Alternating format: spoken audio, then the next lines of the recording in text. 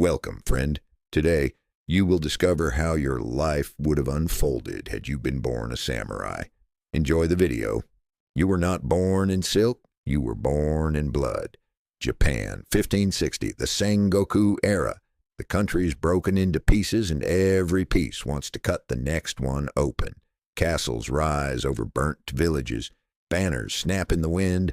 Men kneel to lords they fear, and peasants kneel to men who might kill them for standing too straight. But you are not a peasant child. You are born inside the wooden walls of a provincial castle in Kai province. Your father is a samurai in service to a minor daimyo. Not a great lord, not a famous one, just powerful enough to collect taxes, command executions, send other men to die for his ambition. The day you are born, your mother nearly dies. Your father does not cry, does not laugh, does not touch your forehead. He only asks one thing. Is it a son? It is. That means your life is decided before you can speak. You are not raised to be happy. You are raised to be useful. At 3, you are taught how to sit without moving. At 4, how to bow. At 5, how to hold chopsticks correctly, how to look down when your betters speak, and how to recite the names of your ancestors like prayer beads sliding through your fingers. By 6, you understand one rule better than any other. A samurai does not belong to himself. He belongs to his lord, his body, his sword, his sleep, his future, his death, all rented out in exchange for rice status and the illusion of honor. Your first sword is made of wood. It is heavier than you expected. The instructor is a scarred veteran with one ear missing and a bad leg that drags in the dust. He beats you across the shoulders every time your grip loosens. He says pain teaches faster than kindness. He's right. At 7, you are woken before sunrise every day. Winter or summer, no exceptions. You run the inner yard barefoot until your feet bleed. Then archery. Then calligraphy. Then memorizing war chronicles. Then spear drills until your arms tremble. If you cry, you are mocked. If you complain, you are struck. If you fail, your father says nothing at all. That is worse. You grow up inside a world of polished cruelty, silk sleeves over hard wrists, beautiful armor hiding rotten teeth, poetry in the afternoon, executions before dinner. You see it early.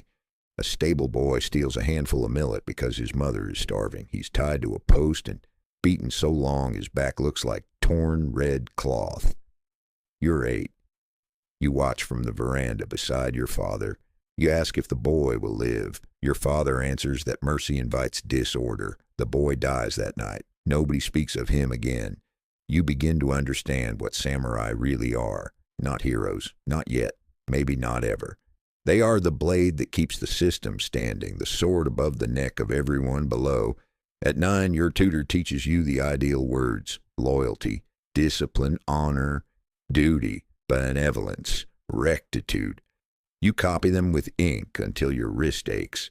Then you go outside and see a tax collector break an old farmer's fingers because the rice payment is short. The words and the world do not match. That is your first real education. At 10, you are sent to witness a beheading. A bandit, they say. Maybe he was.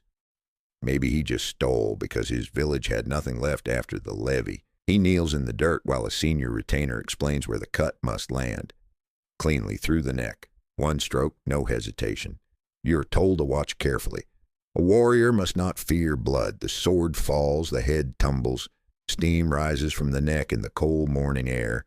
Your stomach turns. You vomit into the gravel. The older samurai laugh. That night your father tells you weakness is natural once, only once. At 11, you begin horse training. You fall so many times your ribs stay bruised purple for weeks. At 12, you learn the naginata, then the yumibao, then the matchlock arquebus recently brought by foreign traders. The old men sneer at firearms, but they still order more of them. Pride talks loudly until reality arrives. You are also taught letters, strategy, and how to compose death poems, because every samurai must be ready to die beautifully, even if the death itself is ugly, wet, and stupid. At 13, war comes close enough that you can smell it, not in stories, not on painted screens. Real war. Columns of ash on the horizon. Refugees crawling down mountain roads, pack horses loaded with arrows and rice, armorers hammering day and night, priests chanting for victory while merchants quietly double their prices. Your lord receives orders to support an allied clan in a border conflict. Your father prepares to march. You beg to go. He refuses. You're still a child, he says. He returns 3 months later with a slash across his face and 10 fewer men. He does not describe the battle. He only orders your training intensified. Now you practice in armor. Lamellar plates bite into your shoulders. Sweat runs beneath the cords. Your helmet narrows your breathing. You learn that elegance disappears the moment 30 pounds of lacquered iron is hanging off your body. At 14, your father takes you outside the castle town after a skirmish. He wants you to see the field after crows have done their work. Bodies in broken heaps, spears snapped, a horse with its belly opened, steaming in the flies. A man still alive, both legs pinned under another corpse, whispering for water with lips already black. Your father does not let you help him. Look, he says, this is where slogans end. You never forget that face. At 15, your formal coming-of-age ceremony arrives. Your head is styled like a man's. You receive your first real die show, the paired long and short swords that mark your station. Everyone congratulates you. Sake flows, drums sound, priests bless your future. You feel proud and trapped because now the costume is complete. Now the role can no longer be mistaken. You are no longer training to become a weapon. You are a weapon. Your first campaign begins a year later. A rebellion in a neighboring district. Peasants, desperate and armed with farm tools, have barricaded a village after tax increases and a famine. Officially, they are criminals. In reality, they are starving men with nowhere left to bend. Your unit marches before dawn. 50 samurai, Ashigaru foot soldiers behind them, banners snapping above heads like the teeth of some bright monster. You ride with your father and try to make your face empty. When you arrive, the village has sharpened bamboo stakes and prayer flags tied to fences. Women and children hide in huts. Men stand trembling with hoes, axes, hunting bows. They are not an army. They are just people who ran out of room to kneel. The order is given anyway. You charge. The first person you kill is not a warrior. He's a farmer older than your father, barefoot in the mud, swinging a wood axe with both hands because fear has made him brave. You cut him across the neck from horseback. He drops instantly.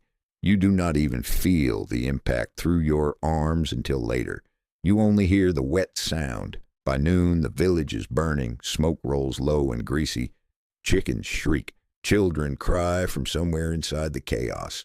The Ashigaru drag out survivors. 3 ringleaders are crucified along the road as a warning. Your father tells you that hesitation would have endangered the clan. You nod because you know the correct answer. Then you wash blood off your hands for so long your skin cracks. That night, you cannot sleep. Every time you shut your eyes, you see the farmer's face. Not angry, just shocked. As if even in the final second he could not believe the sword had really come down on him. Welcome to samurai life. At 17, you begin to understand politics, which is another form of killing. Your lord smiles at allies he plans to betray. Marriage contracts are signed to buy time. Tea ceremonies hide espionage. Priests carry messages. Merchants fund both sides. Every gift has a hook in it. You are sent as part of an escort to deliver terms to a rival household. For 2 days, you kneel on tatami and discuss peace while spies count the number of guards at each gate and servants memorize the layout of corridors. Everyone speaks a harmony. Everyone measures where to stab later. You learn quickly. A samurai's sword is only one of his weapons. His silence is another. So is his smile. At 18, your father is killed, not in glorious single combat, not under a banner in some immortal moment. He dies from a musket ball fired by a peasant conscript hiding behind a stone wall during a muddy border clash. The ball enters under the arm where the armor gaps. He survives long enough to bleed through 3 bandages and drown in his own breath before sunset. His final words are not profound. He only tells you not to waste the family name. That is all. A lifetime of discipline, and in the end a little lead ball from a cheap foreign weapon turns him into a corpse by evening. You inherit his armor, his stipend, and his debts. 'Cause yes, even samurai drown in debt. Silk robes, retainers, obligations, gifts to superiors, ceremonial costs, bribes disguised as tribute. The image of nobility is expensive. Your rice allotment never stretches far enough. Now you serve in his place. No more preparation, no more watching. You sit in councils, you inspect levies, you punish theft, you oversee grain storage, you draft reports no one below you can read and enforce orders no one above you will stain their own hands with. At 20, your lord commands you to supervise a punitive march through mountain hamlets accused of sheltering scouts from an enemy clan. You find no scouts, only frightened villagers, hidden rice, and lies told out of terror. But the order is clear, an example must be made. So houses are torched, 2 elders are executed. A teenage boy has his right hand cut off for carrying messages, though you suspect he was only delivering medicine to his aunt. When he screams, one of your men laughs. You strike the soldier across the face for it, not because the punishment is unjust, because laughter makes it vulgar. That is what you have become. A man who still believes cruelty should at least be orderly. At 22, you marry the daughter of another retainer. It is a practical arrangement. She's intelligent, observant, and far braver than you expected. Over time, something gentle grows between you, but even that belongs partly to the clan. Your house, your children, your future heirs, all are political assets wrapped in the language of family. Your first son is born during a season of campaigning. You meet him 3 weeks later. He grips your finger with astonishing strength. You look at his tiny hand and wonder whether it is already closed around a sword you cannot yet see. At 24, you fight in your first major battle. Thousands of men, drums, conch shells, dust rising like storm clouds, arrows blotting the sky, arquebus volleys cracking in lines, horses screaming, men slipping in blood and mud and trampled banners. There is no duel of noble champions, no clean rhythm, only confusion. Commands swallowed by noise, units colliding and folding apart. Spears punching into bodies at angles too fast to follow. Wounded men crawling under the feet of the living. A retainer beside you takes a bullet through the cheek and spins backward, off his horse as if yanked by invisible rope. You kill 3 men that day, maybe 4. You cannot be sure. Faces blur under helmets. One begs. One does not see you. One is already wounded when your blade enters him under the ribs. By sunset, the field belongs to your side. Victory, they call it. You stand among heaps of dead and understand the word means only that your lord can keep demanding more. Rewards follow. A larger stipend, better standing, permission to wear finer fabric. Men bow deeper when you pass, and inside something hollows out. At 27, you are trusted with judgment. A fellow samurai is accused of cowardice. After retreating too early during a skirmish, he has a wife and 2 daughters. He insists he withdrew because his captain was already dead and the flank had collapsed. Maybe he's telling the truth, maybe not. Truth matters less than order. The elders decide he must commit seppuku to preserve discipline. You are appointed second, the one who stands by and cuts off his head after the ritual blade opens the belly. He kneels in white robes, sweating through them. He tries to recite his final poem, but his voice breaks on the second line. Then the knife goes in. His scream does not sound human. You step forward and do your duty. 1 stroke. The head rolls onto the mat. His blood runs into the grain of the floor. Honor, everyone says. You go home and do not touch food for 2 days. At 30, your lord changes sides. It happens fast, as it often does. A stronger coalition forms. Alliances tilt. Letters are burned. Oaths are reinterpreted. Men who died for one banner last month are praised for serving another this month. You kneel and swear loyalty again, because your household would be annihilated if you did not. This is another lesson. Samurai speak of unwavering loyalty, but history is full of knees bending towards survival. The code is rigid until power shifts.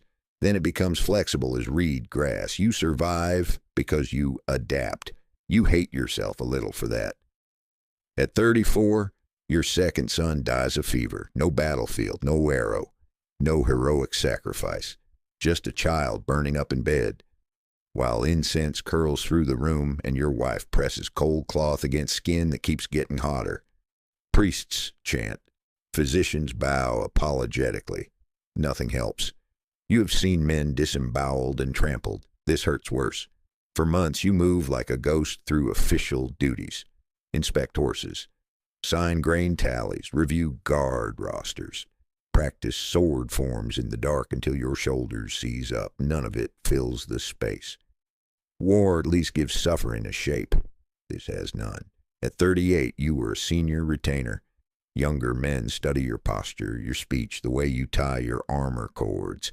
They think you are composed. They do not know composure is often just exhaustion standing upright. Your eldest son begins training with a wooden sword. He looks at you with worship. That frightens you more than any enemy, because he sees the armor, the rank, the controlled voice.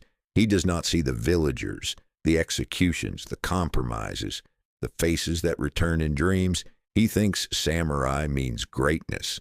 You know it also means obedience sharpened into habit. At 40, the age lines your face. Old injuries wake in the cold. Your sword arm aches after rain. The scar on your side from a spear thrust burns when you twist too fast. You have outlived stronger men, nobler men, luckier men. Sometimes survival feels less like triumph than clerical error. Then history turns. The great unifier rises. Campaign after campaign crushes rival lords. Castles fall. Heads are displayed. Families vanish. The age of endless war begins to close, not with peace exactly, but with exhaustion backed by overwhelming force. Your lord submits. Everyone submits sooner or later. The banners are lowered. Hostages exchanged. New laws issued. Swords remain at your waist, but their purpose changes. Less battlefield, more bureaucracy. Less charge, more paperwork. Less glory, more control. You are now part soldier, part policeman, part tax official, part ceremonial relic.